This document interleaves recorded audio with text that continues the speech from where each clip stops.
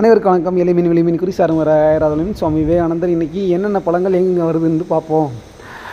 Pineapple கேரளாலேருந்து வரும். 1 kilo 50 ரூபாய்க்கு wholesale ரேட்டில் விற்றுட்டு இருந்தார் அண்ணே.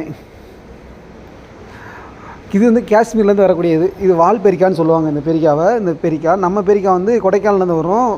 அந்த பெரிக்கா ரொம்ப டேஸ்ட்டாக இருக்குது. நம்ம பெரிக்கா என்னென்னு தெரில, வரது கம்மியாக இருக்குன்னு தெரில. இந்த வருஷம்லாம் கம்மியாக தான் இருந்துச்சு.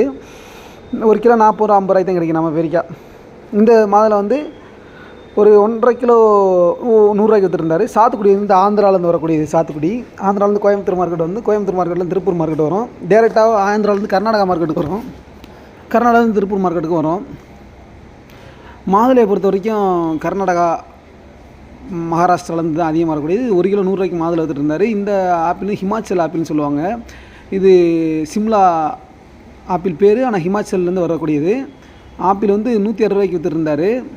ஆப்பிள் சாப்பிட்றப்ப இப்போ சிம்லா ஆப்பிள்னு கேட்டு சாப்பிடுங்க. ஏன்னா அதுதான் நம்ம ஆப்பிள், நாட்டோட ஆப்பிள். இம்போர்ட் ஆப்பிளும் இருக்கும், ஆனால் சிம்லா ஆப்பிள் விலை கம்மியாக இருக்கும். அதை வாங்கி சாப்பிடுங்க.